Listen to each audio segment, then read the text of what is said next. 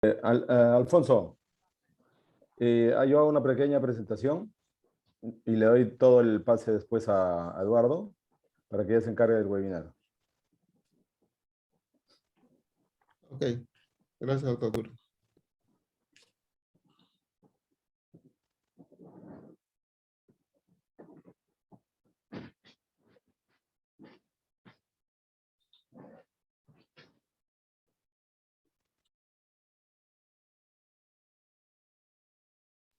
Doctor Basurco, doctor Durán, el que va a presentar la estadística del servicio, el doctor Vargas, usted, doctor Basurco. Eh, Eduardo, perdona, más o menos cómo va a ser la dinámica de la reunión ahora. Sí, ¿Cómo lo planeo? tal como está en el esto, la primera media hora, el doctor Joaquín Andrés nos va a hacer la parte de su experiencia y la parte de la fijación cráneo-cervical. Y luego una discusión lo más dinámico posible, y luego va a empezar el doctor, nosotros como servicio de columna, con una pequeña estadística de lo que hemos hecho en cuanto a esas patologías, a esas fijaciones, y luego el doctor Basurco va a presentar unos casos y discutir sobre eso. Ya, ok, perfecto. Que nos tome 1 hora y media más o menos todo. Sí, Creo que sí. creo. Sí. Sí. Alfonso, tu micro está cerrado. Perdón, el doctor Vargas va a presentar la estadística, no sé si le pueden dar pase, acceso para que... Jaime, sí, por favor, dale paso, pásalo como panelista. John Vargas Urbina.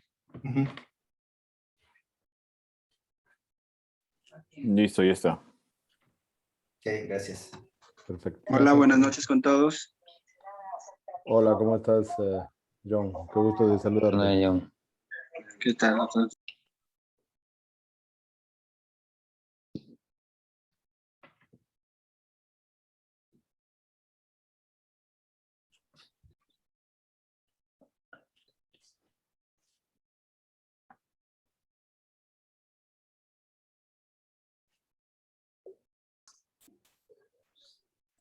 Buenas noches, tengan ustedes, distinguidos colegas de la Sociedad Peruana de Neurocirugía. Estamos una vez más en el martes neuroquirúrgico. Esta vez agradecemos la presencia del comité de columna y básicamente al doctor Laos, que es el coordinador de esta área.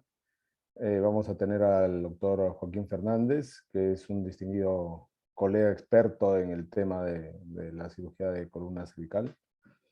Y en el rol de panelistas va a estar el doctor Alfonso Basurco, el doctor Elar Cari, y sin más intermedios, vamos a darle el pase al doctor Eduardo Laos, distinguido colega del Hospital Guillermo Almenara Irigoyen, uno de los que últimamente se ha asociado a nuestra querida sociedad.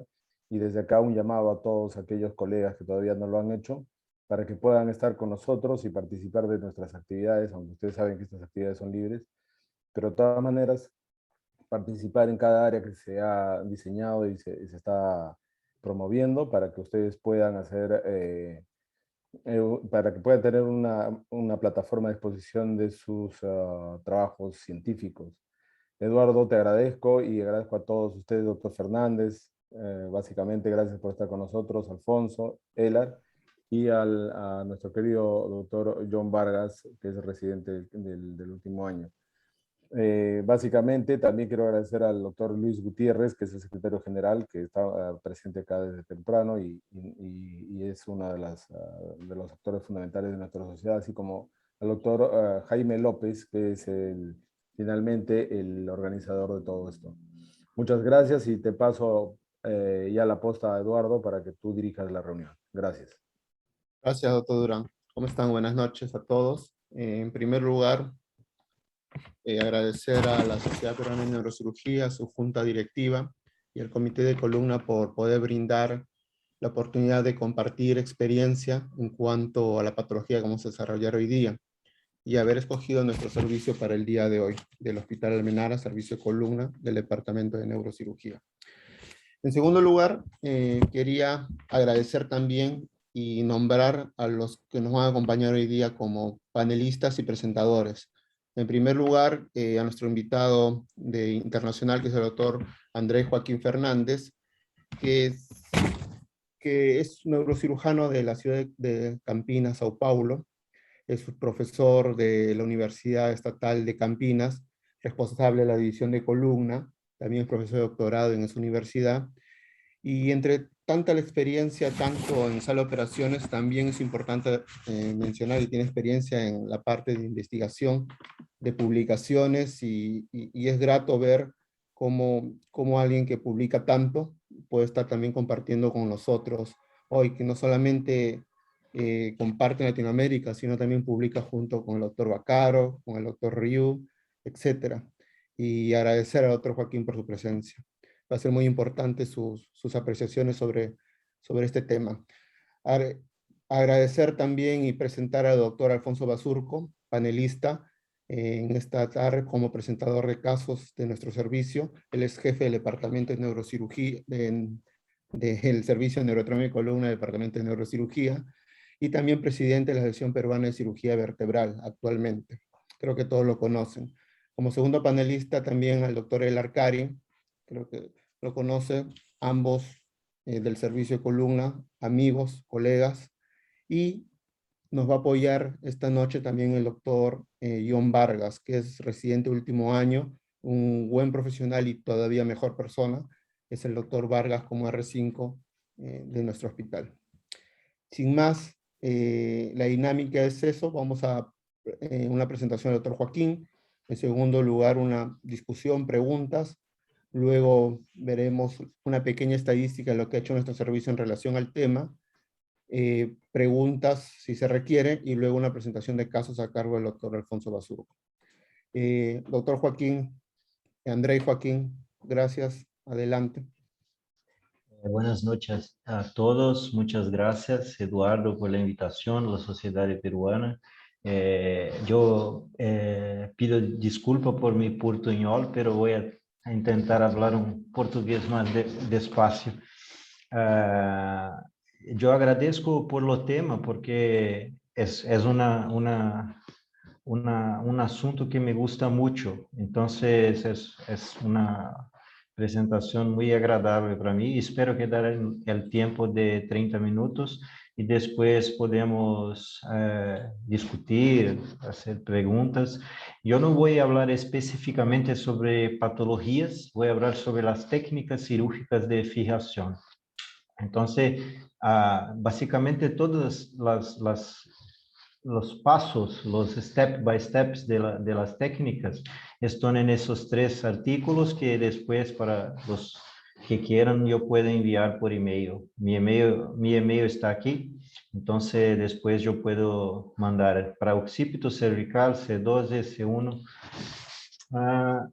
La junción cráneo-cervical es muy móvil y por ser móvil, las estructuras óseas tienen que tener una fijación muy rígida, porque se usa, por ejemplo, fios, amarrillas, no queda estable el suficiente.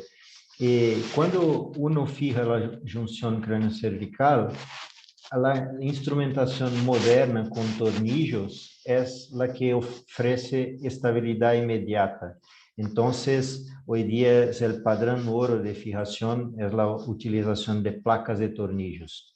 Lo que es importante, el occipito atlantal joint, este movimiento, casi la mayoría del flexión-extensión de la columna cervical se da en el occipito atlantal, y la rotación se da en C1, C2. Entonces es muy importante porque cuando fijo C1, C2, el paciente pierde el movimiento de rotación, y cuando yo fixo occipito C2, él pierde la flexión, extensión y la rotación. Y eso para pacientes más viejos es muy importante porque a veces ellos necesitan mirar el piso para caminar. Entonces tiene que planear muy bien su fijación debido a esa pérdida de movilidad. ¿Cuándo es necesario hacer una fijación occipitocervical? La fijación occipitocervical es indicada si tiene una instabilidad del cráneo con la columna. Si usted, por ejemplo, tiene una fractura de odontoide, no hay problemas en la junción cráneo-cervical, entonces no necesita fijar occipitocervical, pero C1, C2. Y hay contraindicaciones. Las contraindicaciones, como yo mencioné, la instabilidad atlantoaxial, si es un problema atlantoaxial, yo fijo C1, C2. Una craniotomía muy grande que no tiene donde poner una placa, pero así nosotros vamos arriba, hacemos en el tórculo o en el parietal, o una contraindicación del paciente. Casi todo paciente que vamos a hacer una occipitocervical o C1, C2, hacemos tomografía y resonancia magnética, porque la tomografía me permite avaliar las estructuras óseas para planear qual a técnica de instrumentação eu vou usar. Ela permite ver melhor as facetas articulares e a ressonância é importante para ver a parte dos tecidos blandos e a medula, onde vou ter que fijar, descomprimir, onde vou ter que reduzir. Então, são exames complementares. En algunos casos, nosotros hacemos mucha TC dinámica, principalmente para malformaciones congénitas, como invaginações basilares e Chiari. Para outras doenças, não necessariamente fazemos exame dinâmico. E a angiotomografia, ou uma avaliação vascular, solamente se eu tenho dúvida se a vertebral está em uma posição diferente, porque tenho risco de pegar com um tornillo de cóndilo de C1 ou de C2. Então, eu não estudo sempre a vertebral com angiotomo, porque quase sempre posso ver em la ressonância ou em la tomografia normal.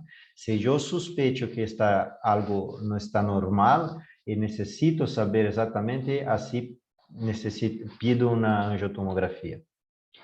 E quanto devo descer em la cervical para ser uma occipitocervical? Desculpa. En general, la fijación del occipital C2 es suficiente, no necesito ir a C3, C4, si yo tengo un buen tornillo en C2. Yo dejo abajo de C2 si el paciente tiene mielopatía cervical asociada o la fijación en C2 no es buena. Por ejemplo, un paciente con una osteoporosis muy grave o otra condición clínica que no me permite una malformación en C2 y no tengo una fijación buena, ahí dejo más abajo. ¿Cómo posicionar? En la literatura existe un ángulo que se mide en la parte tangencial del oso occipital con C2, que es más o menos 100 grados. Lo que yo hago, yo pido al paciente para quedar en una posición confortable. Antes de la cirugía, hago un X-ray y después uso la fluoroscopía intraoperatoria para poner en la posición. Es importante que el meato quede al nivel de la glenohumeral. Si el meato está en el nivel de la glenohumeral, la cabeza está recta, no está extendida ni fletida, es una posición buena, pero esa dica de la radiografía preoperatoria es importante. Paciente con malformación craniocervical, como invaginación basilar, yo tengo que tener una avaliación preoperatoria y hacer una fibroscopía o una intubación asistida. En los casos traumáticos o por otras causas, en general no es necesario. La monitorización es altamente recomendada para pacientes con déficit neurológico o con instabilidad grave. Lo que hacemos o potencial antes de posicionar el paciente, después que posicionamos y durante la cirugía. Eso es una figura como hacíamos antes, con tracción. Yo no hago más como esta no sé si pueden ver mi mouse, pero yo no hago más así, porque cuando no está fijo, el cráneo puede timbrar un poco y la pequeña rotación para fijar es muy mal. Entonces lo que hago hoy es una fijación rígida con Mayfield o Sugita y elevo la cabeza del paciente si necesito hacer un poco de tracción. Entonces no uso más ese posicionamiento, solamente este de la derecha.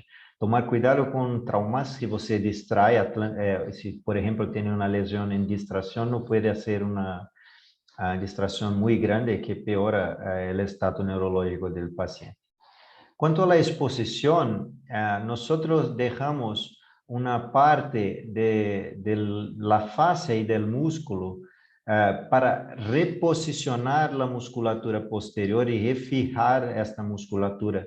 Mire en la seta amarilla, porque tenemos menos problema con exposición de placa, fístula, cuando necesitamos mexer la dura mater. Entonces nosotros dejamos esta porción de músculo. Para los más nuevos, los más viejos ya probablemente saben, la escama occipital es más gruesa en el medio y va quedando delgada abajo, y es más gruesa en el medio y va quedando más delgada lateralmente. Entonces los mejores puntos están cerca de A, B, la región más con una espesura mayor que permite tornillos mayores. Entonces es un motivo que preferimos placas, voy a mostrar después, de que hastes no asociada a placa. Mira, aquí esta azul, a mí no me gusta, yo no uso más ese tipo de placa, solamente en una situación muy atípica, porque ella no permite una fijación corta y la porción occipital más gruesa es el centro y arriba, no lateral. Esas placas quedan lateral. Yo prefiero placas como esta, que ponemos los tornillos en la línea media. En general, yo hago todos bicorticales para quedar más fijo y más duro posible. Es importante poner la placa, dejarla acoplada al occipital. Cuando moldamos la placa para quedar curva, porque se pone recta, ella sale más fácilmente y no queda perfecta en el hueso. Mira, estos otros tipos de placa de otros compañías son muy buenas también, entonces la preferencia por placas no asociadas a las hastes. Y es importante ese tipo de conector porque permite, por ejemplo, hacer un parafuso de lámina que llega a la haste, do que cuando la cabeza de los tornillos están muy lejos de las hastes. Entonces, lo que es importante, posicionamiento perfecto, corregir el hueso occipital. A veces el hueso tiene pequeñas ondulaciones, nosotros drilamos muy superficialmente para dejar perfecto. Parafusos bicorticales casi siempre que posible. Entonces vamos con el drill hasta llegar en el cerebelo, después con el macho, que sería el antes del tornillo, y el tornillo. La haste, usamos este moldador in situ para hacer la curva, porque este de izquierda no es bueno para hacer 90 grados, entonces usamos ese moldador in situ.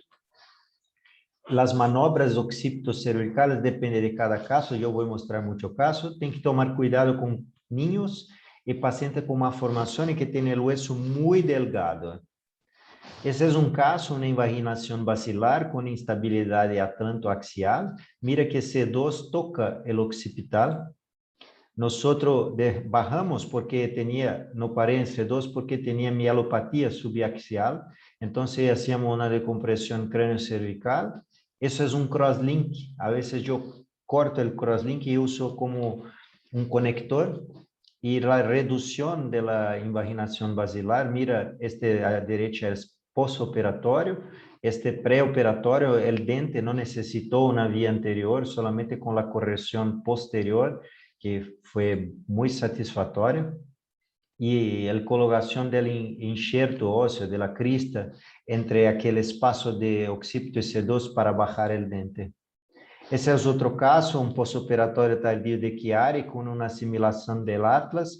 Mira a instabilidade atlantoaxial. Aqui tinha como se fuera uma pseudoartrosis occipito-cervical. Eu hice um parafuso de cóndilo com lâmina e uma placa occipital. Hoje dia não hago mais isso. Eu prefiro poner a placa que é muito mais rápido, não tem risco de la vertebral, não sangra. Esses parafusos demoram mais. Entonces, mira el postoperatorio, ¿no? Solo una fijación de lámina, una placa occipital. Este es un paciente con una distracción occipitocervical, también fijación de pedículos C2, bicorticales. A veces es posible tener hasta líquor. Cuando sale, nosotros ponemos un poquito de cera para hueso. Lembrar que las distracciones, nosotros comprimimos el cráneo a la hora de apretar la placa para reducir la lesión. Algunas situaciones usamos este tipo de placa para paciente con una formación, con el oso muy fino. Ese tenía una invaginación basilar como si fuese cráneo cervical, una fijación de lámina masa lateral de C3, lámina de C2 con extensión. Decomprimimos la fosa y extendemos para reducirla si fuese cráneo cervical. El preoperatorio, postoperatorio, otro caso para extender y reducir la que fuese cráneo cervical y no necesitar la vía anterior. Este es un caso muy complejo que ha llegado en nuestro servicio para poner un tratamiento de dolor de bomba de morfina. Había 5 o 6 cirugías previas. Y mira, está suelto, el odontoide está suelto, no tiene fijación posterior, no tiene hueso. Tiene una invaginación basilar del tipo 2, la malformación de C2 en la seta que no permite que colgamos tornillo. Yo hice una tracción con una reducción, lo que significa que es muy instable. Entonces, ese caso de aquella película que mostré, yo hacía los primeros casos siempre con tracción. Hice en la borda del hueso, fuera de la fosa posterior, yo colgué fios de titanio, quedó muy bueno, la paciente tuvo una tremenda mejora de izquierda, pero antes, después, la reducción de la faceta, yo colgué un monte de oso. Lo que se pasó es que la pele tuvo una dehiscencia de pele, porque como tenía muchas cirugías y tenían destruido el músculo, no tenía cómo cerrar bien, y la haste fue sacada. Ela quedó en un día que yo estaba afuera, cortaron la haste y cerraron la piel. Yo volví, mira cómo quedó, y quedó con mejora del dolor do que estaba antes, pero aún con dolor, aún estable, no tenía artrodesia. Yo volví, hice una placa en el parietal. La reducción, esta maniobra, yo empurro la haste y cierro el tornillo, entonces bajo el diente. Essa outra para empurrar C2. E eu chamei a cirurgia plástica para um retalho pediculado. Nós temos alguns casos assim, é muito bueno para o occipital, porque é pediculado e saco uma costilla. Então, eu colgo a costilla e o plástico cierra a piel, queda muito bem. A redução, a costilla. O paciente quedou bem, não necessitou mais intervenções. Esse é outro caso, era uma artrite reumatoide que tuvo um AVC de circulação posterior por causa da instabilidade crânio-cervical. E nesse caso, para bajar o dente, como a massa de C1 é colapsada, eu colguei uma crista ilíaca entre C1 e C2, eu não colgo cage, porque nós não temos cage para isso, então eu pongo o arco de C1 e crista ilíaca. Y el diente quedó, mira, este postoperatorio, antes a izquierda, flexión, extensión, y este es después con el espaciador. Fijación de C1. Entonces, la mayoría de las veces es fractura de odontoide o artritis reumatoide o metástase. C1, la masa lateral, nosotros ponemos el tornillo en la masa lateral, tomando cuidado con la vertebral, el arco posterior, el tornillo queda más o menos así. Entonces, no podemos en el perfil llegar hasta el tubérculo anterior porque es muy anterior. Tenemos que parar en perfil, en la radiografía, antes del tubérculo anterior. Las técnicas de C1 fueron descritas por el profesor Goel y después Harms, pero Goel es el pionero. Além de la masa lateral, puede poner transarticular, que voy a hablar en C2, o amarría. La amarría, el problema es que cuando extiende, elas no es fija. Entonces, es una técnica que solamente uso en niños muy pequeños. En crianças, yo prefiero poner masa lateral, pero si es mucho pequeña, hasta una amarría. Las técnicas de amarría son antiguas, quedan, en algún paciente quedan muy bien, pero son menos rígidas que las técnicas modernas. Yo no acho errado, pero si no es posible poner un tornillo, es una opción. Tiene varias.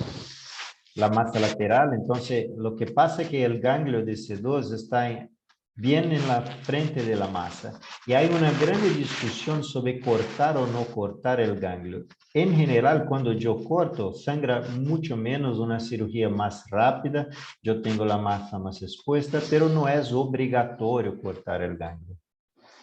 Hay pequeñas variaciones de la técnica, yo voy a hablar cómo hago.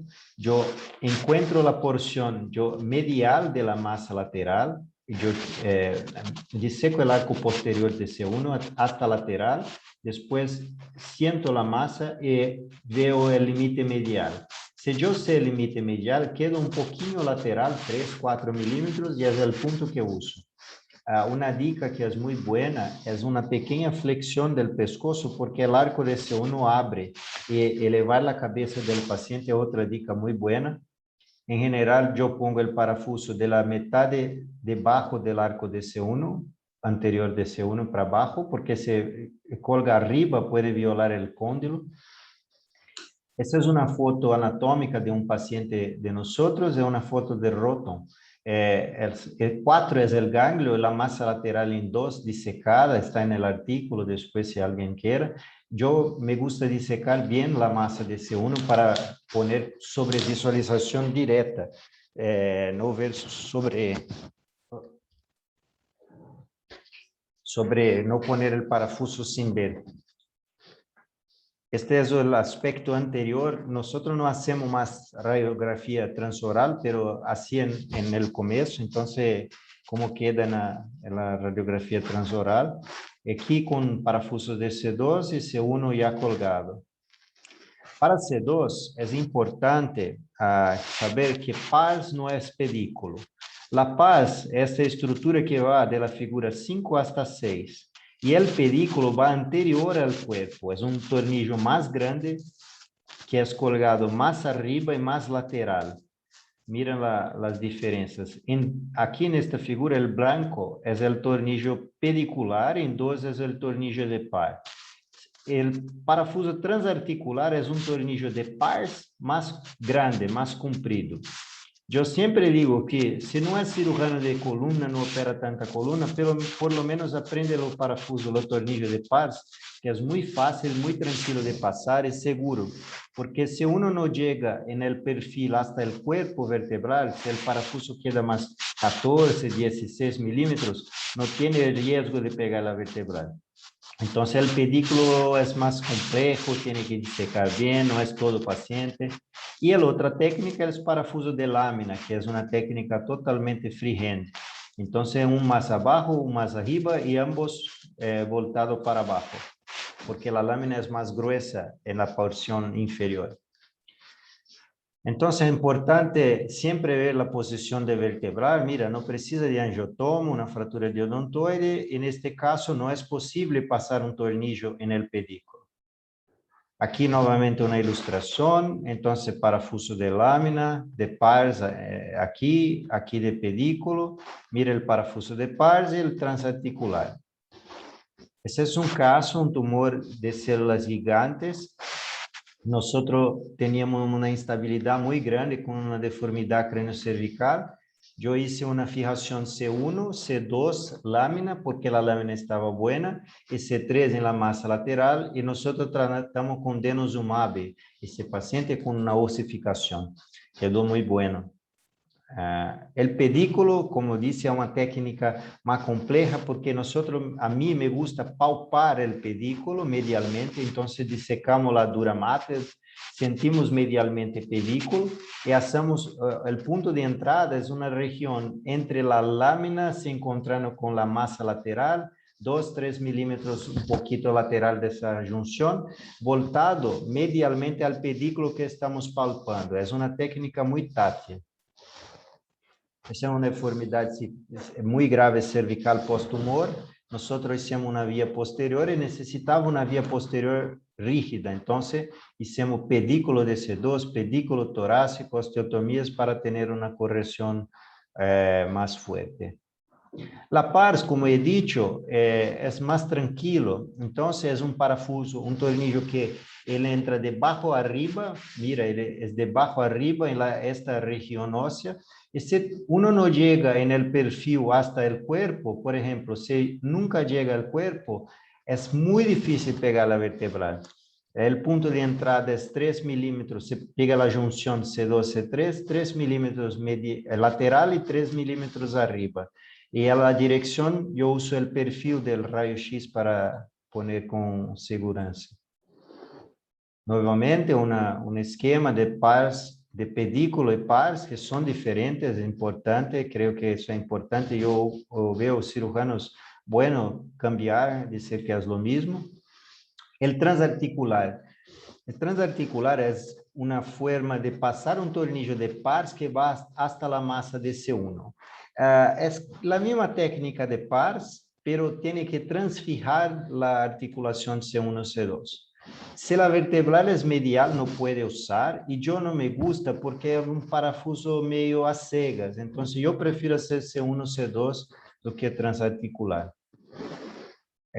Aquí una técnica ilustración de pedículo. Mira que él va hasta el cuerpo, el pars queda más posterior, este va hasta el cuerpo. El parafuso de lámina es muy bueno porque en niños podemos hacer un parafuso de 20, 22.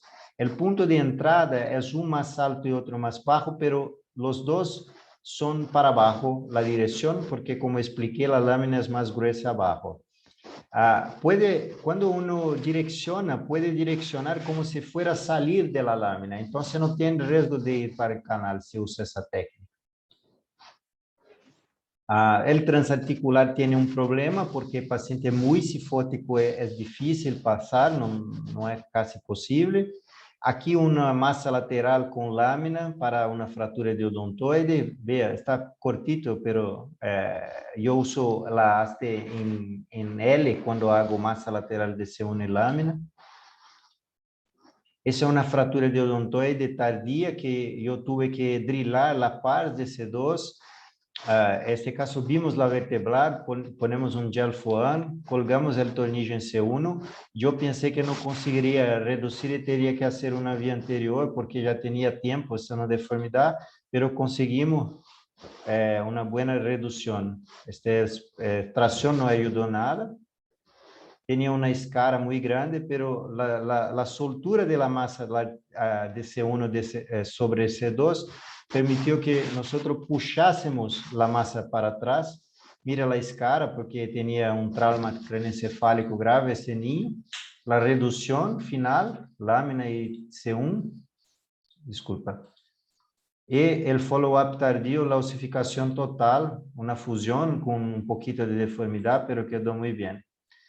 Ese es un caso que hice hace poco, un mes, 2 meses, una metástase de mama. Mira la deformidad, mucho dolor, pero no tenía déficit neurológico. Yo conseguí reducir la luxación C1-C2, puxar C1 para atrás. Yo colgué 3 parafusos en C2 porque tenía mucha metástase óseas en otros niveles, entonces yo hice una fijación tripla. 2 pares y un lámina, una combinación más fuerte en C2 y para ser cortita. La mensaje. Uno tiene que estudiar la anatomía antes de operar, mirar la tomografía, la reconstrucción y la resonancia. La fijación debe ser el más rígida posible porque es una región muy móvil. La moldaje de las hastes, la placa occipital o C1, C2 son muy importantes. Se pone sobre tensión, ellas pueden quebrar. Yo ya tuve quebra. Cuando puedo, parafuso occipital en occipito y descomprimir bien el tejido neural. Conocer todas las técnicas permite usar la que quiera para aquel paciente. Entonces, yo recomiendo que estudien todas las técnicas. Y es una cirugía que necesita buen implante. Creo que en Perú es parecido con Brasil. Nosotros tenemos problema con costo de implante, pero occipito cervical no es posible abrir mano y usar materiales de mala calidad, de imprensas que no son buenas, porque va a tener problemas. Y los cabos, los fios, tienen aún su papel, especialmente en niños. Muchas gracias. Termino la presentación. Gracias, doctor Andrei. No sé si los participantes, los espectadores, tengan algún comentario en el chat. Mientras tanto, mientras escriben alguna pregunta o manifiestan la pregunta, no sé si el doctor Basurco quisiera hacer algún comentario sobre el tema que hemos tratado. Sí, bueno, sabemos que la patología de cráneo cervical, el C0, C1, C2, no tiene la frecuencia de la patología de columna lumbar, columna cervical baja. Sin embargo, pues es evidente que el doctor Andreu tiene una patología porque debe ser un centro de referencia, ¿no? Algo de eso creo que en pequeño también somos nosotros en cuanto al Hospital Almenara. En el tiempo hemos ido recolectando algunos casos, ¿no? Como ha dicho él, no se ha tratado de patología en especial, sino de técnicas que, como se ve, pues son muy variadas.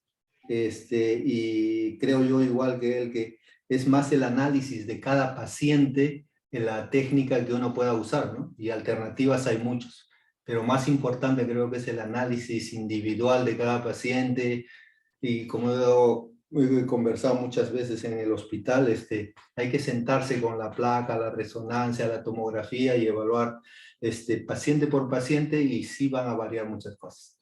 Interesante el uso de potencial de neuromonitorización, ¿no? Esto creo que, claro, nosotros tenemos el concepto, sí, de que se debe usar. Sin embargo, la disponibilidad no nos ha acercado mucho a columna cervical alta, porque creemos que en la columna cervical alta es un poquito más complaciente la medula, ¿no? Pero claro, la parte de seguridad absoluta sí creo que obliga a eso. Sin embargo, todavía nosotros no lo usamos con regularidad, ¿no? Como es así en columna dorsal, en tumores, en todo lo que es problema medular más bajo.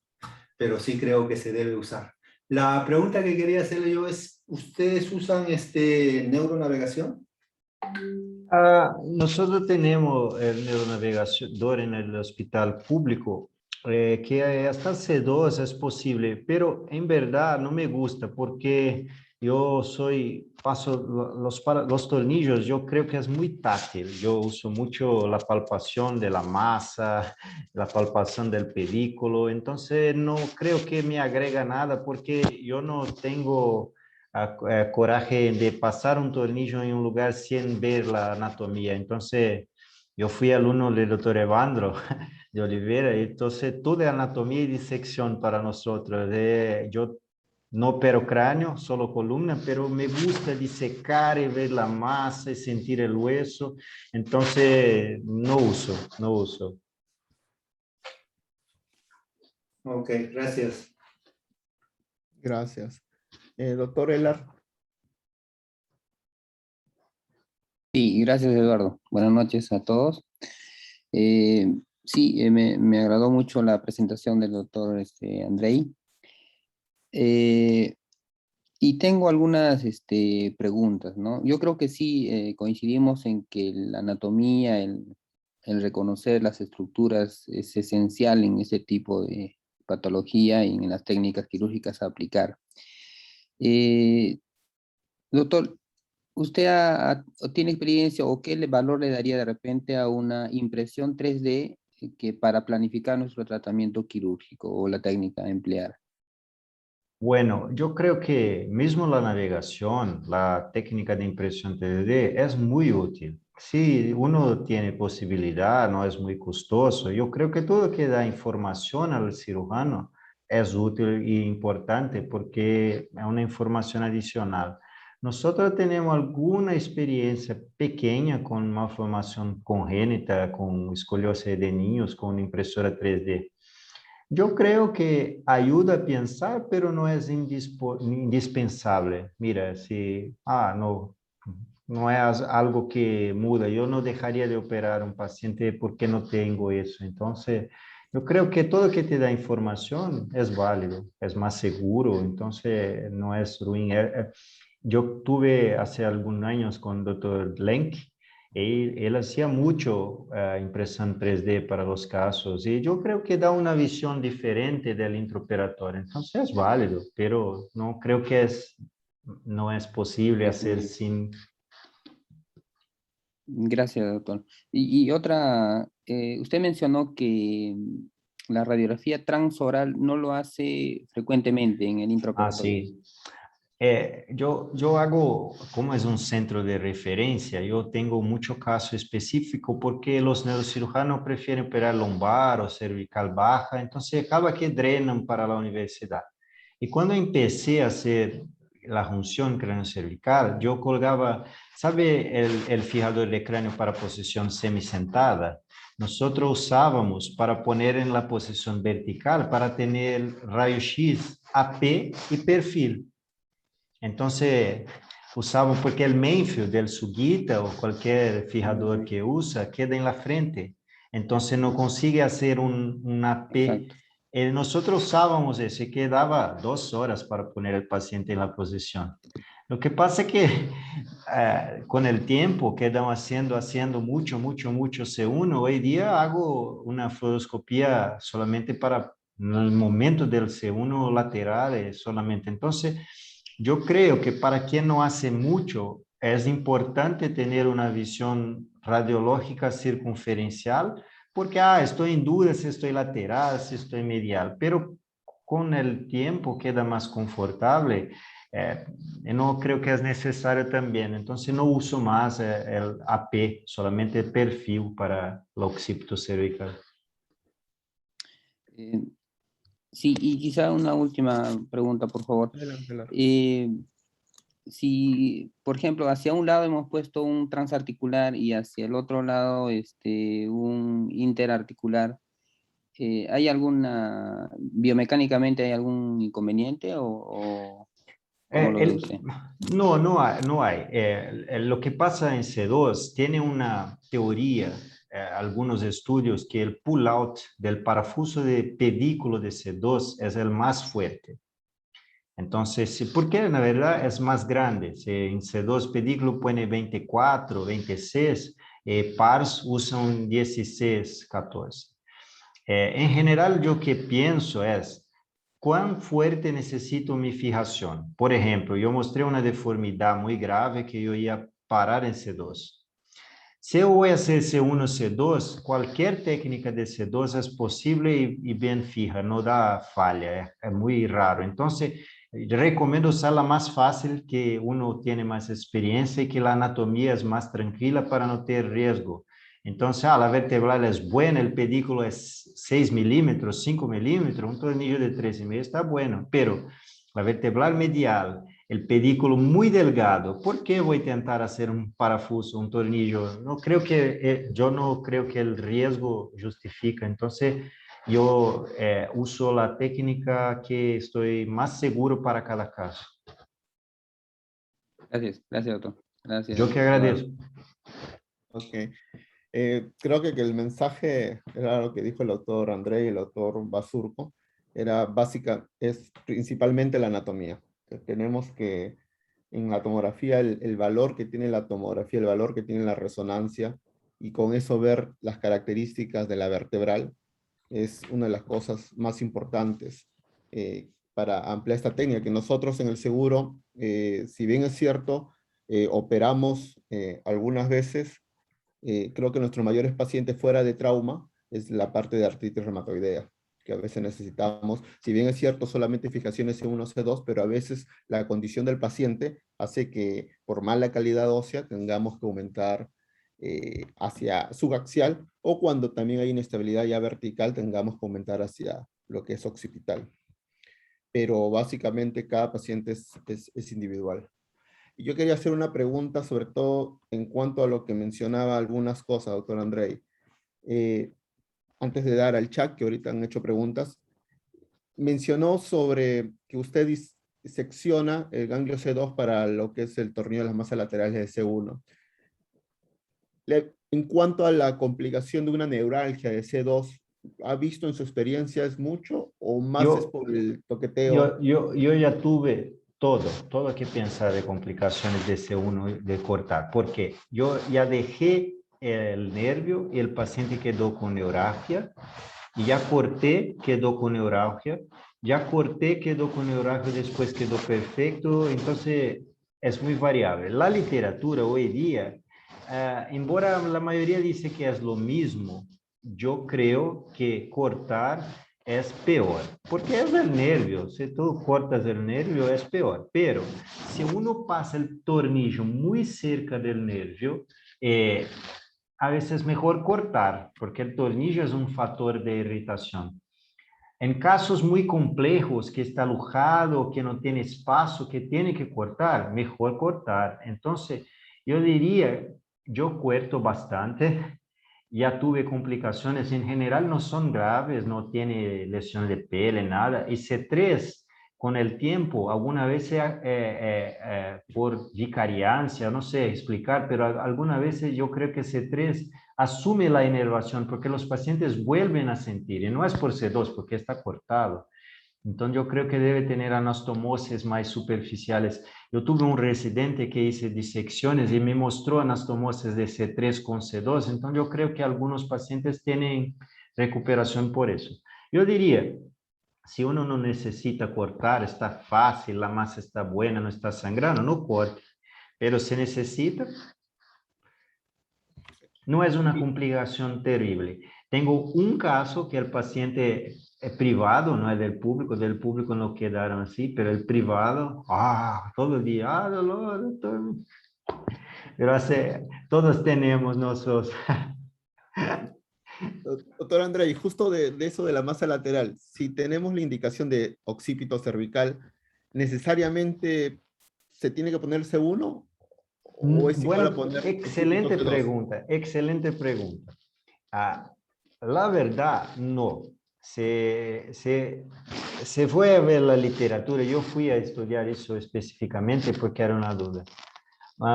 Yo creo que, yo tengo algunos casos que incluí C1, pero yo creo que si tiene una buena fijación en C2, no necesita. Una situación, yo tengo niños muy pequeñitos que tenían una buena masa de C1, yo colgué C1, C2 y occipital, pero en general no es necesario, y un occipito cervical con C1 dobla el tiempo quirúrgico, por lo menos en mis manos, porque occipito C2 es superficial, se va a C1 más tiempo, necesita tener implantes muy buenos, porque, por ejemplo, nosotros tenemos implantes brasileños que yo uso, pero no para occipito cervical. Yo brinco que los hechos en Brasil no es para occipito cervical, porque ellos no tienen la misma conexión que los implantes importados. No sé cómo es en Perú, pero entonces no es necesario, pero sí posible puede ser, pero la literatura no dice que es obligado a incluir C1. Lo digo porque cuando hemos tenido problemas con C1, a veces sangrado, alguna lesión que no hemos querido tener, por el temor a que no sea tan fuerte el constructo, hemos ido más abajo, por eso. Entonces la idea siempre quedaba si solamente bastaba occipito C2 y dejarlo, pero ante el temor de que no podíamos C1, íbamos a C3, C4. Yo creo que occipito C2 es suficiente en la mayoría de los casos. Hay casos que tienen que ir. Yo tengo un niño que tuve que hacer occipito torácico bajo porque tenía una neurofibromatosis. Entonces, hay casos muy complejos, pero en general, occipito C2 resuelve casi todo.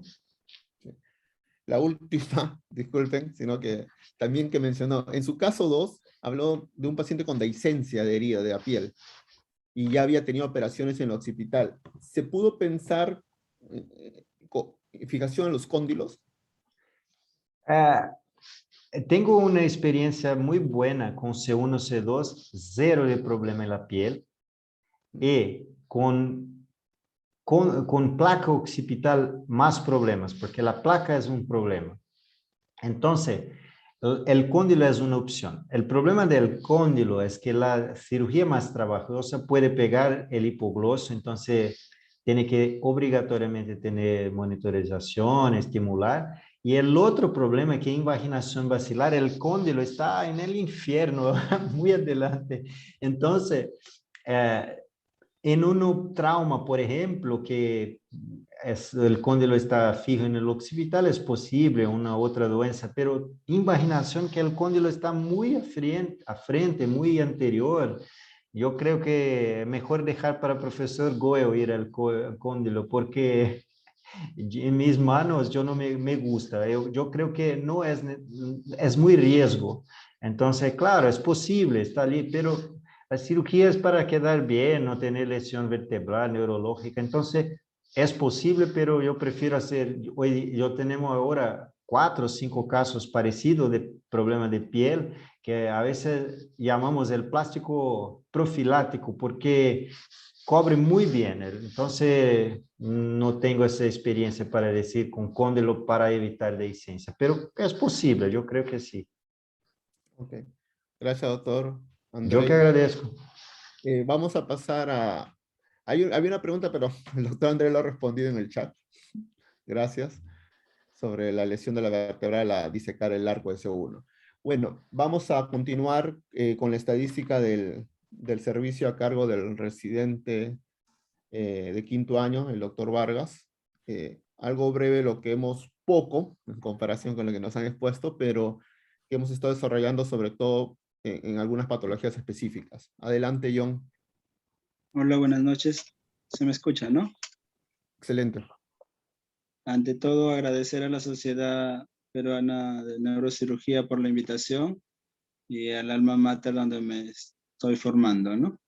Esa es una presentación de los casos vistos desde el 2016 hasta el 2021 en el servicio de neurotrauma y columna, teniendo en cuenta pues que hemos tenido una baja en la cantidad de cirugías por la pandemia, ¿no?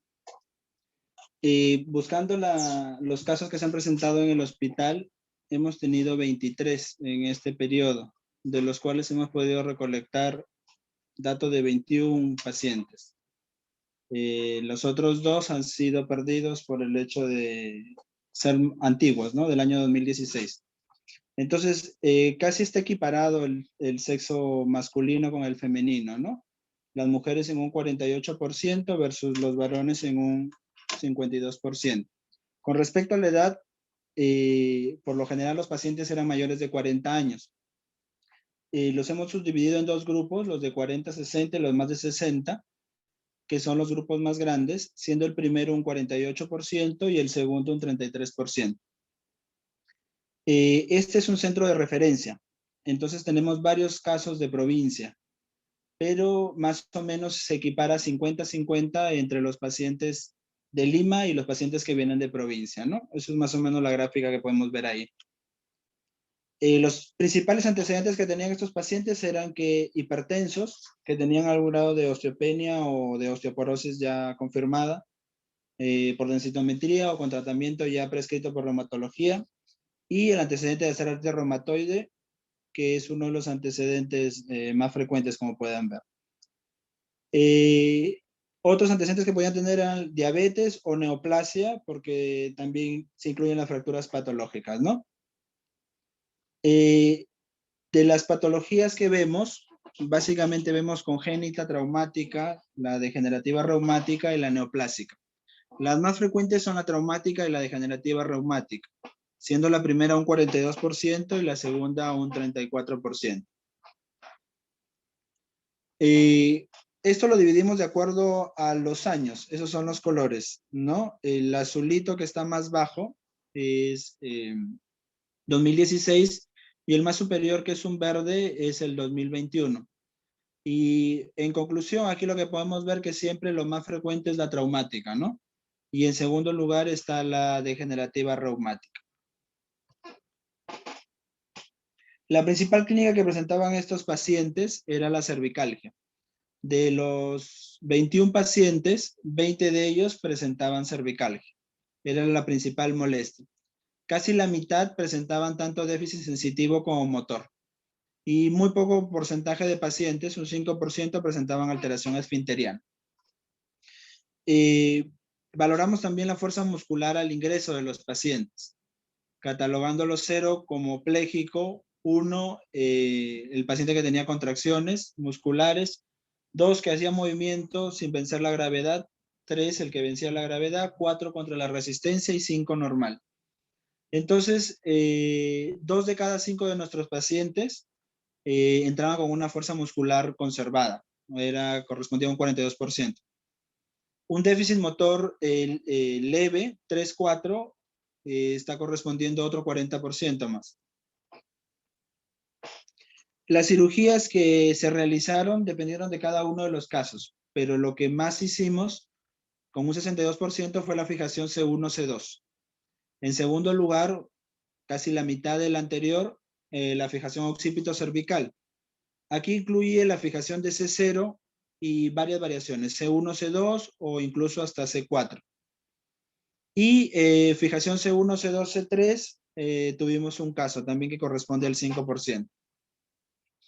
Entonces, si comparamos el tipo de cirugía de esas 3 clases que hemos catalogado con el tipo de patología traumática, congénita, degenerativa o neoplásica, ven que, bueno, lo más alto es la traumática porque tenemos más casos. Y la mayoría de estos casos eran fracturas de C1 y terminaban simplemente en fijación de C1, C2.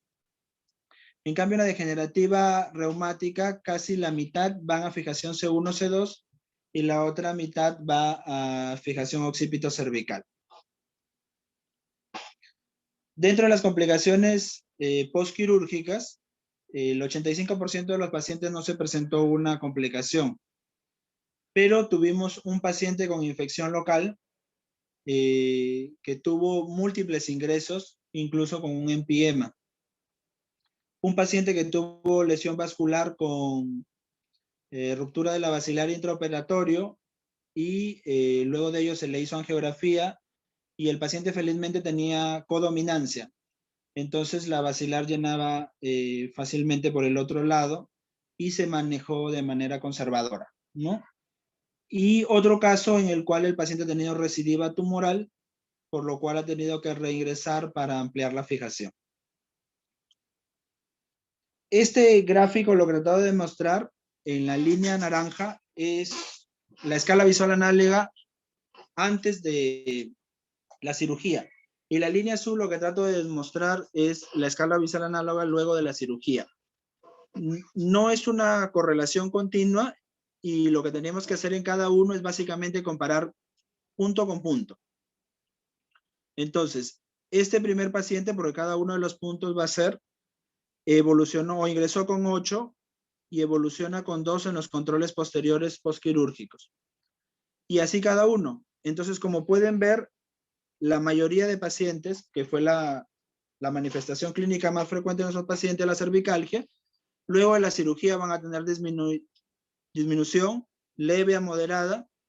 Y si comparamos el promedio total de nuestros pacientes estudiados, vemos que el EVA pre era 6.6 y el EVA post era 2.1, viendo mejoría clara y que mantienen el tiempo, ¿no? Sobre el déficit motor, no hubo variación en los pacientes que ingresaban con fuerza muscular 5/5, casi no había variación.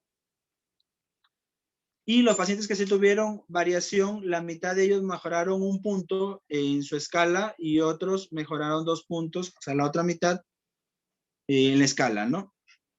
Sobre el déficit sensitivo, no hubo variación en un 17% de los pacientes y en el 83% de los pacientes van a mejorar. Sobre la mielopatía, también usamos la escala de Nurick en el pre y el post. Y es similar a la escala que usamos, o la gráfica que usamos en la escala visual análoga. Y lo que buscamos interpretar es que cada uno de los puntos es un paciente y es la evolución del preoperatorio hacia el postoperatorio. Por ejemplo, el paciente número 2 entró con una escala de Nuric en 4 y se fue a una escala de 3, ¿no? El promedio fue 3.3 el ingreso y 2.4 a postoperatorio, ¿no? Con respecto a los resultados imagenológicos, el 81% se tuvo adecuada fusión. En el otro 19% no tenemos datos para poder corroborar la adecuada fusión en el seguimiento postoperatorio, ¿no? Y tuvimos un solo paciente que tuvo falla del sistema, que tuvo que reingresar al cambio de barras, ¿no? En la subluxación atraloxoidea, en el preoperatorio y en el postoperatorio, se midieron la distancia odontoidea anterior como la posterior. Y tuvimos que el 52% de los pacientes tenían estos valores consignados y se pudieron obtener. De ellos, el 19% tuvieron los valores alterados y el 33% los tuvieron no alterados, ¿no? Entonces, son pocos los que tuvieron los valores alterados, y si vemos la evaluación tanto de la distancia anterior como la posterior, se ve que hay una mejoría del pre comparado con el postoperatorio, ¿no?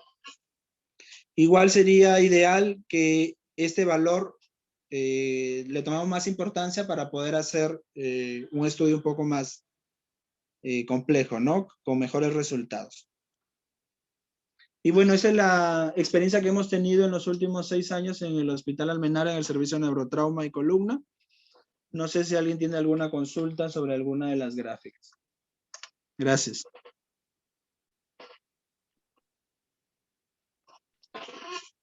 John, gracias por la estadística. Lo más resaltante, creo que por ahí se vio que había una falla del sistema, creo que fue rotura de barra, ¿no? Sí, sí, doctor, fue una ruptura de barra. Yo preguntaría a los panelistas, ¿por qué se rompería una barra en un constructo?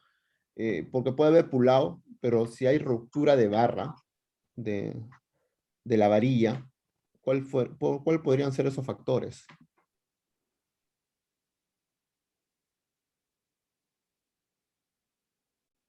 Bueno, Eduardo, preguntaste la ruptura de la barra. De la varilla, exacto.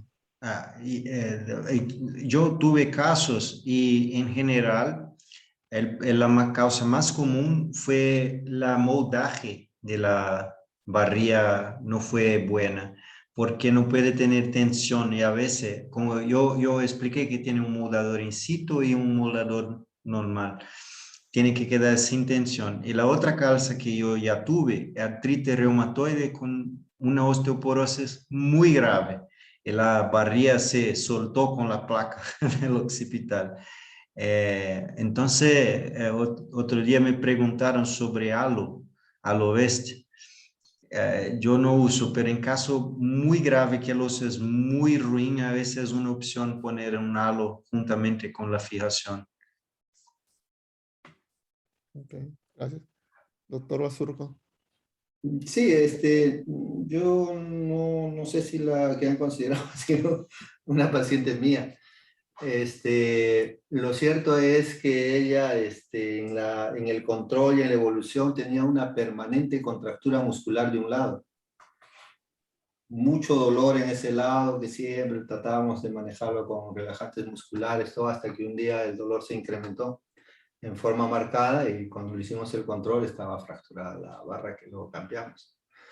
Pienso yo que pues, el exceso de contractura y de tensión ahí terminó rompiendo la barra, ¿no? Podría ser esa la causa. Yo me acuerdo cuando, ya recién unos años, ¿no? Estaba en una oxito cervical, nosotros todavía teníamos esas barras una sola, lado a lado, ¿ya? Y para moldearlo, no nos quedó.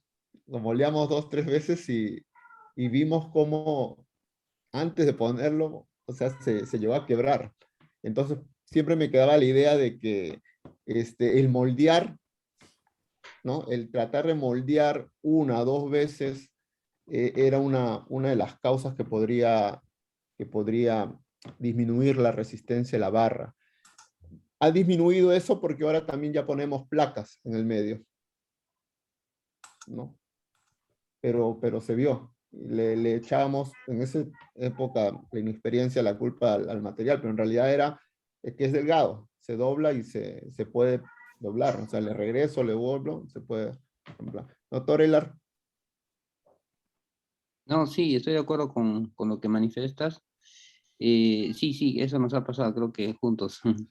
Al doblar Sí. 2, 3 veces o darle el moldeado y a veces no nos queda adecuadamente y queremos moldear más, ahí es donde se pierde su resistencia en la barra, ¿no? Sí, creo que esa Felizmente es nos la causa. pasó en el intra, y Sí, no después, ¿no? Sí, felizmente. John, hay una pregunta del esto que dice, ¿cuál fue la validez estadística de Eva y Nuri? ¿Se pudo hacer una validez estadística? No se pudo hacer porque los casos que nos salieron al final solamente eran 4 pacientes que teníamos consignados, alterados para ver la variación. Entonces, con 4 casos no puedes hacer una validez estadística. Yo creo que sería ¿cómo se llama? Un trabajo interesante para hacerlo, para comenzar a consignar estos datos y porque las imágenes por lo general en el hospital cada 5 años o cada 3 años se comienzan a borrar. Entonces no tenemos datos para poder recolectarlos después. Pero si comenzamos ya a recoger esos datos, podemos tener una estadística interesante, ¿no? Sí, es algo de lo que estamos un poco adoleciendo en el hospital, donde formamos parte, es la recolección de datos para poder publicar más. Esperamos mejorar. Hay una pregunta del doctor Edwin Torres de el uso de conectores transversales. Dice, ¿lo usa o lo usamos en general? Doctor Joaquín. El audio. Yo uso mucho más hoy do que antes. Hoy día casi siempre yo intento poner, pero a veces cuando hace occipito C2, ni siempre es posible, pero cuando cabe un conector transverso, yo uso, creo que ayuda. Una otra, en mi universidad, el conector transverso a veces cuando está muy lateral, es pequeño. Yo que hago, en algunos casos, yo pongo lámina de C2, pedículo par de C2, yo mostré algunos casos, y eso, yo creo que la lámina impide la rotación si hace una fijación así, entonces no tengo estudio biomecánico, pero es una opción. Pero si posible, yo creo que debemos usar sí crosslink en las construcciones, siempre que posible. Y que el espacio nos deje. A veces el espacio A veces no cabe. reducido. Sí, demasiado reducido. Hablamos del crosslink para, evidentemente, C0, occipito, C1, C2. Sí. Doctor Elar, doctor Basurco, ¿algún comentario sobre eso? Sí, respecto al crosslink, sí, siempre que se puede lo usamos porque creo que le da un poco más de solidez a la construcción. Y el mismo concepto, ¿no? Hay veces que no entra entre los tornillos que están muy juntos, bueno, si lo veamos, pero mientras se pueda, sí, siempre crosslink. Ok. No hay más preguntas. No sé si los panelistas algún comentario antes de pasar al caso del doctor Basurco. Bueno, doctor Basurco, adelante. Ok.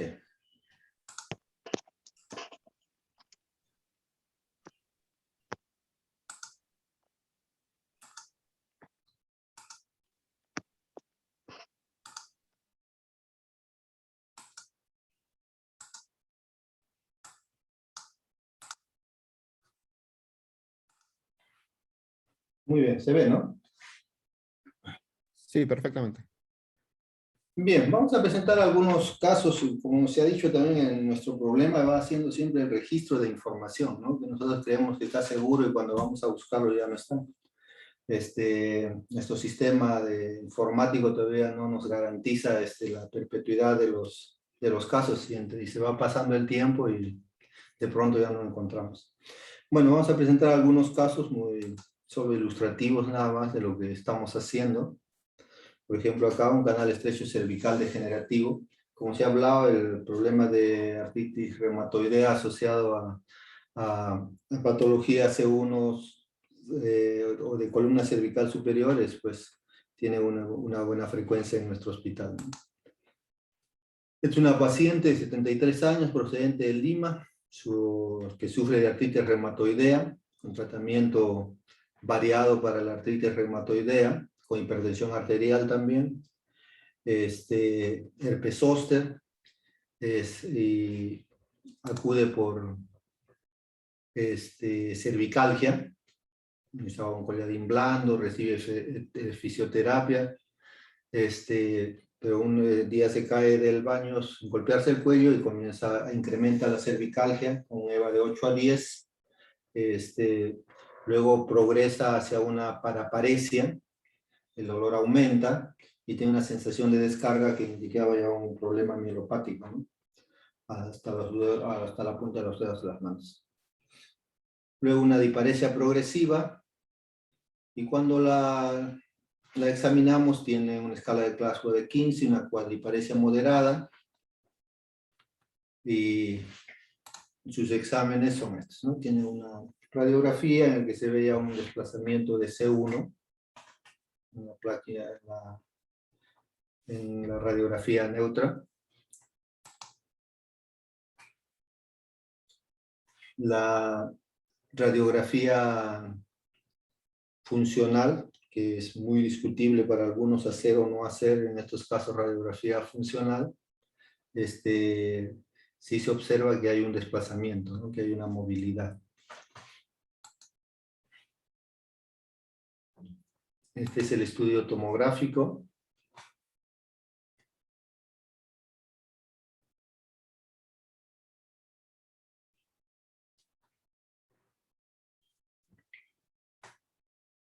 La placa sagital, la placa coronal. Es el problema degenerativo y la deformación de los odontoides.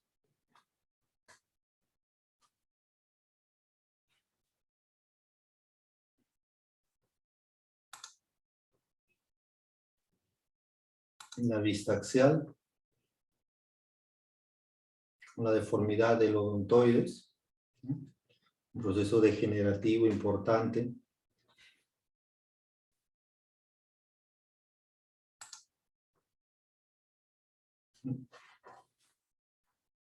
Y una longitud de distancia entre C1 y el odontoides de 5.5 milímetros, ¿no? Y que varía a 2.5 milímetros.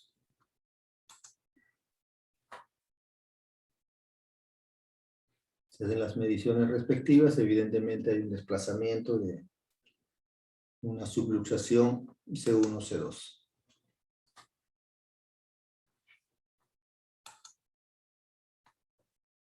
Esta es la resonancia.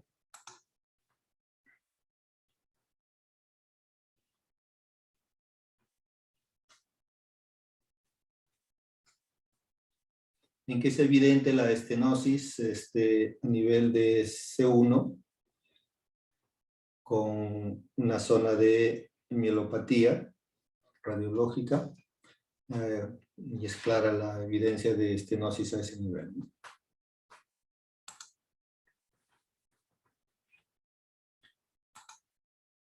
La vista coronal.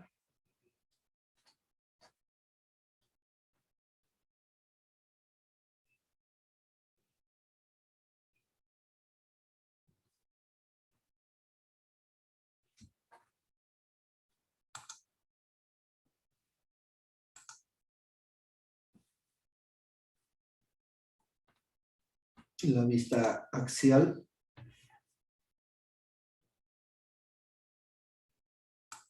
Si podemos regresar.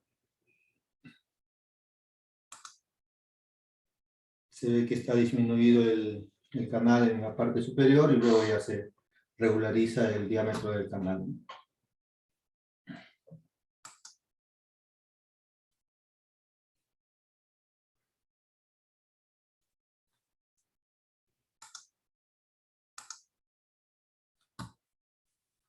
Perdón.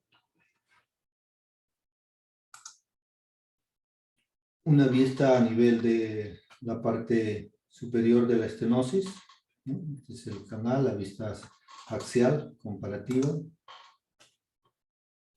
Una vista un poco más abajo.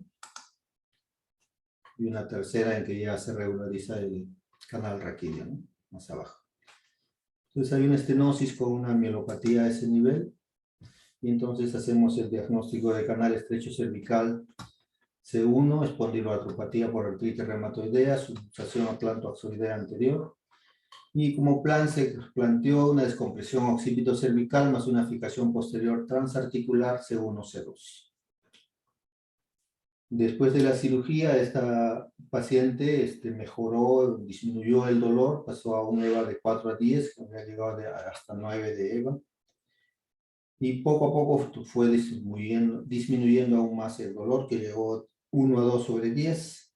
Mejoró su fuerza muscular hasta 4 sobre 5, sin llegar a recuperarla completamente. Estos son sus controles.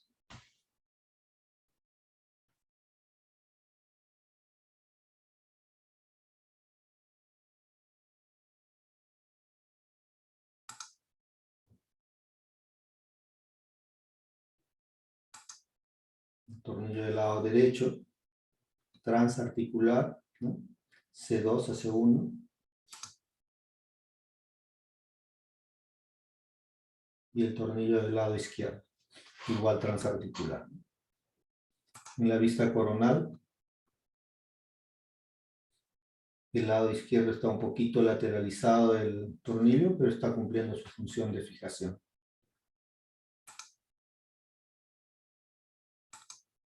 ¿No?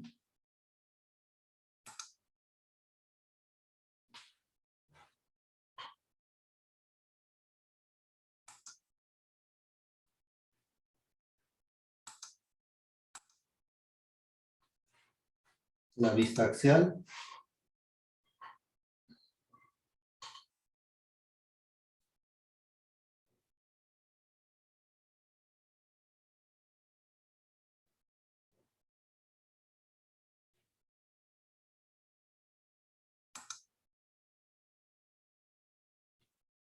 Control de resonancia.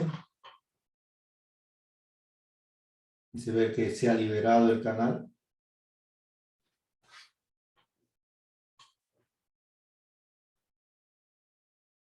Creo que esta es la más importante, ¿no? Siempre ha quedado la zona de mielomalacia, pero está libre el canal. Vista coronal. Siempre la mielomalacia.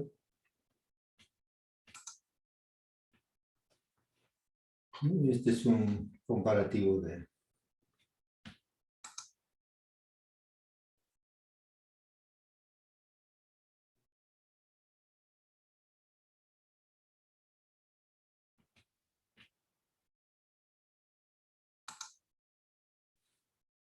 Sería el primer caso. Tenemos un segundo caso que lamentablemente las imágenes nos han traicionado, pues solo queríamos mostrarle que algunas veces la fijación tiene que extenderse mucho más. Un paciente de 66 años que tenía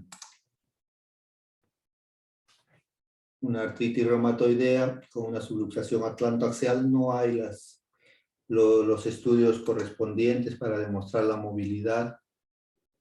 Pero más que eso, queríamos mostrarle este caso se hizo una fijación occipito cervical C0 a C4. Pero la razón de la fijación C4 era que tenía una listesis C3, C4, ¿no? Por eso se tiene que extender la fijación hasta C4.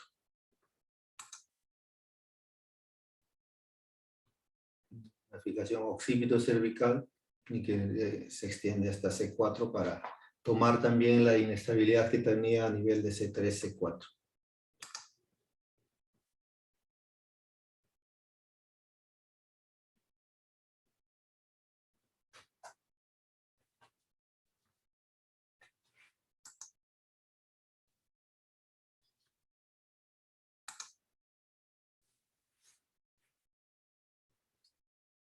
comparativo.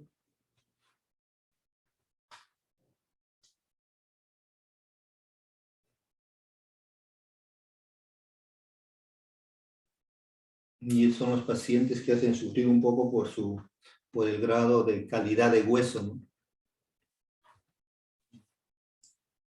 Muchas veces los tornillos no nos dejan muy convencidos de cómo han entrado, con la facilidad que han entrado, que quedan con una discreta movilidad. Y queda la duda entre dejarlos o no dejarlos.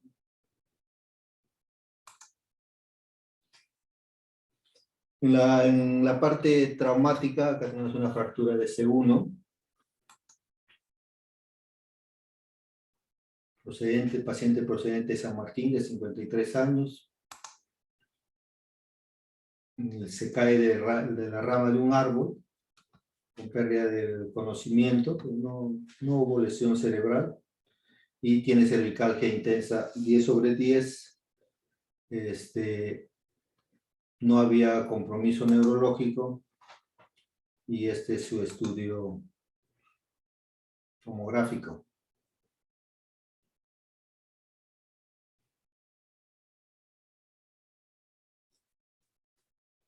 Como se había hablado, ¿qué necesidad hay de hacer un estudio de un estudio de la vertebral, ¿no? En estos casos. El doctor Fernández nos dice que él ya no pide porque el análisis simple, tanto de la resonancia o la tomografía, le permite saber que no hay ninguna alteración. Pero yo todavía seguiría recomendando, en lo posible, hasta que uno se familiarice completamente, hacer el estudio de vasos, para no tener sorpresas durante la cirugía.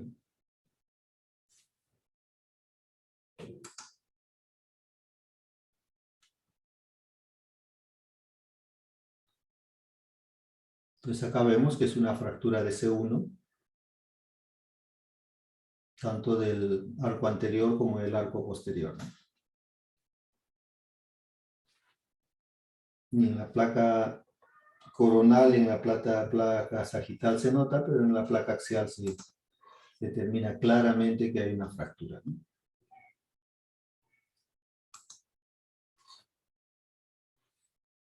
Establecimos este diagnóstico en la clasificación de G-Weyler, ¿no? Tipo 3, que es la equivalente a la fractura de Jefferson, ¿no? Y el plan fue una fijación posterior transarticular C1-C2.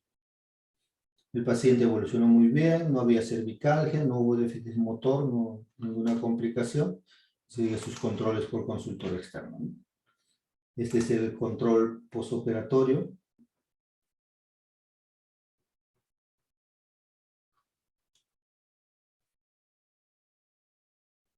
También una fijación transarticular.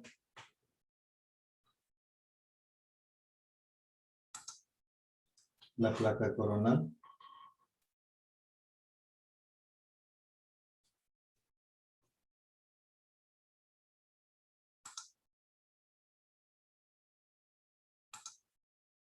La axial.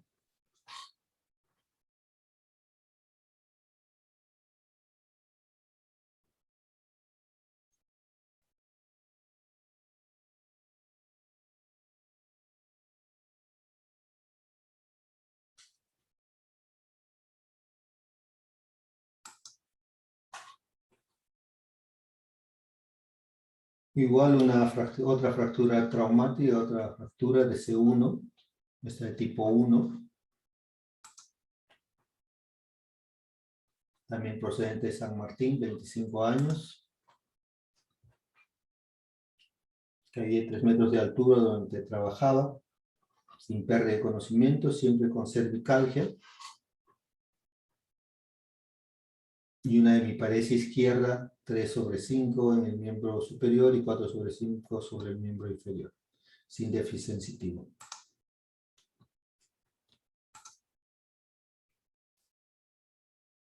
En la tomografía ya se ve la separación entre la posidontoides y el arco de C1.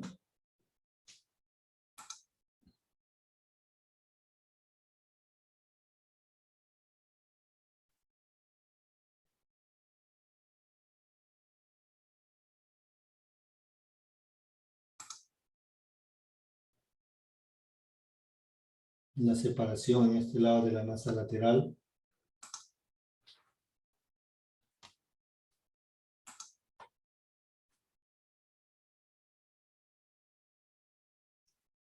La axial.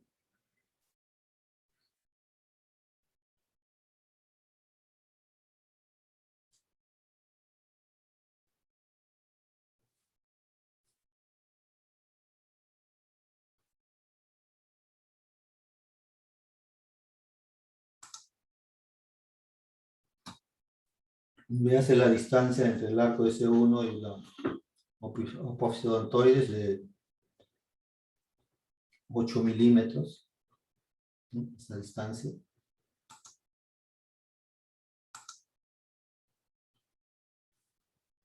Se le hizo un angiotem para estar seguros. Y tenemos un diagnóstico de fractura C1 que Weyler tipo 1 con una subluxación rotatoria C1, C2 y el plan es fijación posterior interarticular C1, C2.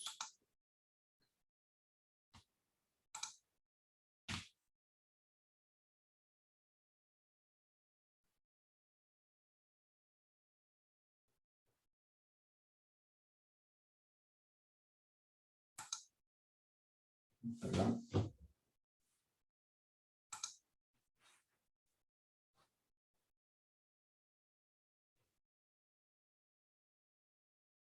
Placa sagital, la placa coronal,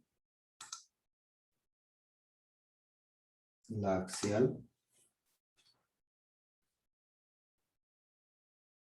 el apófisis odontoide se ha reducido a su posición.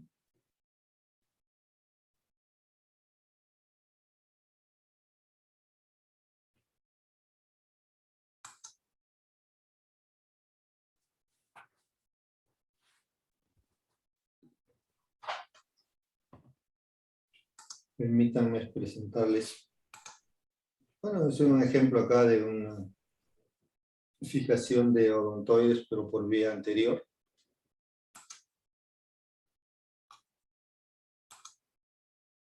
De la tomografía.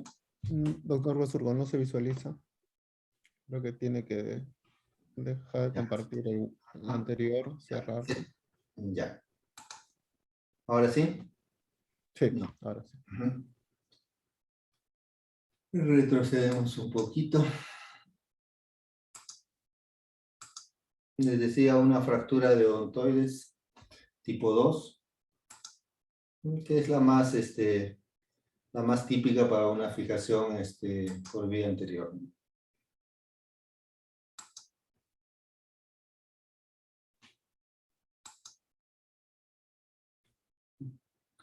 Las imágenes intraoperatorias, lamentablemente no tenemos las posoperatorias. Algunos casos más, permítanme un momento.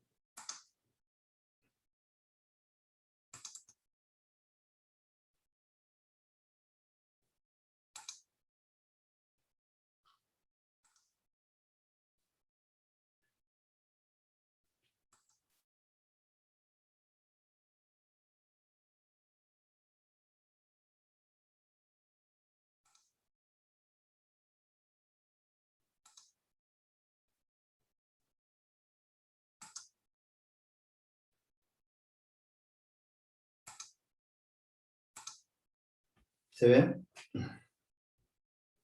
Sí. Este es un paciente de 34 años que sufre una caída de espaldas, accidentalmente, joven, haciendo su vida normal, y evoluciona con cervicalgia intensa. Ya desde la radiografía se veía que había alguna alteración a nivel del odontoides, ¿no? Su tomografía y deformidad de la apófisis odontoides está lateralizada, está interrumpida la odontoides, acá hay un fragmento. Su resonancia, igual acá la imagen no completa de la apófisis odontoides. Y bueno, fue diagnosticado como un oso odontoideo, ¿no? Y este es el tratamiento que quirúrgico, una fijación interarticular C1, C2.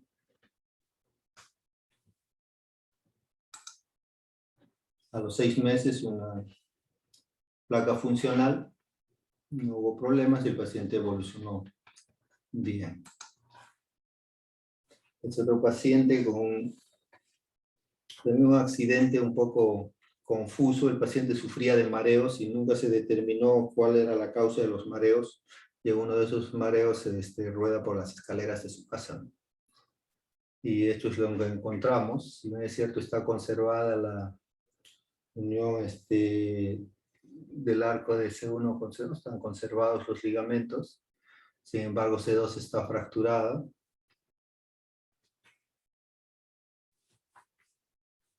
Está un poco luxada.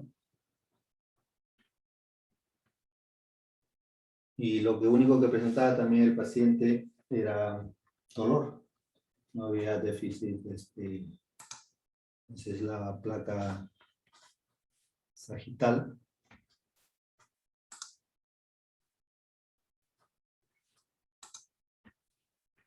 La resonancia.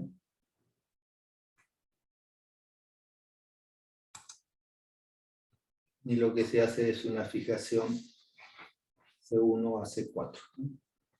Se restituye totalmente la arquitectura de la columna. En este caso se colocó en el nivel en C2 un tornillo a la masa lateral. Era bastante complicado entrar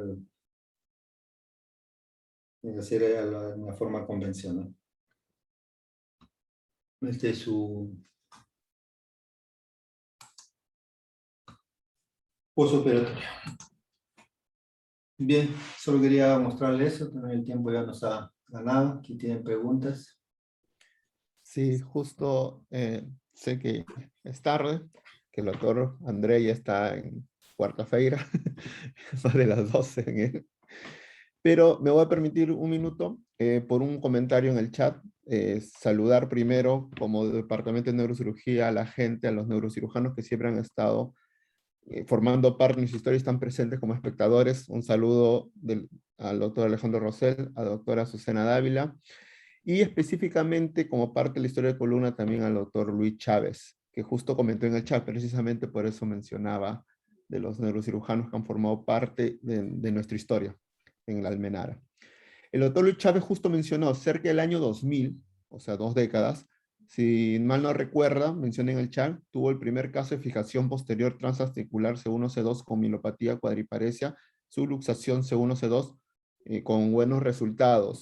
Nos mencionaba justamente para ponerlo de que hay una historia, años atrás todavía en nuestro hospital donde se ha hecho estas cirugías, ¿no? Un saludo al doctor Luis Chávez y a todos los neurocirujanos que mencioné. Muchas gracias. No sé si los panelistas tienen algún comentario ya en la última parte de esta reunión. Doctor Andrei. Solamente parabenizar al doctor Basurco, muy buenos casos, excelente. Bueno, solo manifestar que no es, algunos sí son amigos, pero es el trabajo del Hospital Almenara, ¿no? Y los médicos que están acá y muchos otros participan, trabajo también de los residentes, de todos, es un trabajo en equipo. Acá, teóricamente una pregunta. Uno de los casos en que también participé, como han visto, hay una fijación transarticular y tuvimos una separación del C1 y C2 en la transarticular. Felizmente no ha reproducido dolor, pero ¿cómo disminuiríamos esas intercurrencias? No sé si el doctor André, el doctor Cari. Una sugerencia es cuando va a transfixar el C1, uno tiene que empujar el cráneo para abajo, porque no es común, porque hace fuerza y a veces no fura la masa de C1. Entonces tiene que bajar el cráneo. Es lo mismo en distracciones. C1, C2 o occipitos cervicales, mismo que no va a ser transarticular, tiene que hacer fuerza porque para reducir la distracción. Yo creo que puede ayudar. Sí, gracias. Doctor Elar, ¿algún comentario para finalizar? No, más en agradecer a la sociedad y a la conducción. También me uno al saludo de nuestros grandes maestros, ¿no? El doctor Rosell, la doctora Dávila y el doctor Chávez, que justamente está también presente. Un gusto saludarlo. Gracias por todo, Eduardo, y a la sociedad. Doctor Basurco. Sí, sí, no puedo sustraerme de saludar a los maestros, ¿no? Y que nos acompañe y agradecerles por estar siempre con nosotros. Cuánta historia y cuánto hemos vivido con ellos, ¿no? Doctor Rosell, maestro de maestros. Y lógicamente un abrazo inmenso y grandazo al doctor Chávez, ¿no? Siempre lo recordamos con mucho cariño. Saludos, doctor Chávez. Un abrazo grande. Doctor Andrei. Solo agradezco de nuevo la oportunidad y la invitación. Mucho gusto, con mucho cariño. Igualmente, gracias.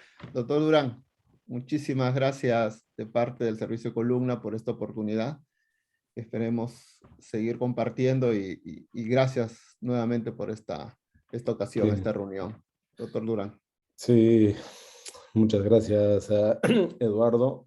En principio agradecer al doctor Andrei por estar participando con nosotros y permitirnos compartir de la experiencia amplia que usted tiene. Por otra parte, agradecer a ti, Eduardo, que eres una de las esperanzas nuevas, de las tantas que hay en la Almenara, y obviamente a su jefe del servicio, el doctor Basurco, pero permítanme saludar muy especialmente al Hospital Almenara. Perdonen que lo haga, yo soy de esa casa, quiero mucho al Hospital Almenara y quiero rendirle también un caluroso saludo, no solamente al que fue nuestro jefe, el doctor Alejandro Rosell, sino también a la doctora Azucena Dávila, que han sido jefes por varios años ahí en nuestro hospital. Pero un saludo muy especial a la doctora Azucena y también al doctor Luis Chávez, el doctor Luis Chávez, para aquellos que lo recuerdan con mucho agrado.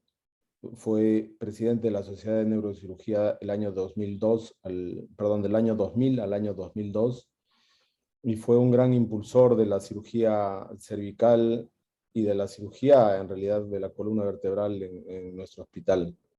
Él, por diversos motivos, está en Estados Unidos y mérito aún todavía que nos está acompañando en esta transmisión que, como ustedes han visto, ha revolucionado parte de la historia de la neurocirugía en la parte académica de nuestro país, pero ha sido prácticamente por obligación de la pandemia que nos ha permitido estar así, ¿no? Un saludo también al doctor Luis Brownlee, actual jefe del departamento, que también nos acompaña, ¿no? En esta transmisión y está viendo exactamente lo que está pasando. Y a ustedes, queridos colegas jóvenes, especialmente a los residentes, representados acá por el doctor John Vargas, creo que nos da mucha alegría el haber compartido con esto, y la Sociedad Peruana de Neurocirugía en los últimos años ha tratado de cambiar para ellos, ¿no? Para las personas jóvenes. Y finalmente, no sé, doctor Andrei, de repente quiere decir algo más, y ya con esto cerraríamos la reunión. Realmente estoy bastante emocionado por haber tenido a maestros que lo hemos conocido desde muchos años atrás y que han dado mucho que hablar para la neurocirugía del país. No es que sea de la Almenara, pero el Perú sabe que eso es así, ¿no? Muchas gracias y un fuerte abrazo a todos. Y esperamos tenerlos el próximo martes, nuevamente una nueva sesión de los martes neuroquirúrgicos. Gracias a todos por estar con nosotros. Buenas noches. Buenas noches. Buenas noches. Buenas noches. Gracias.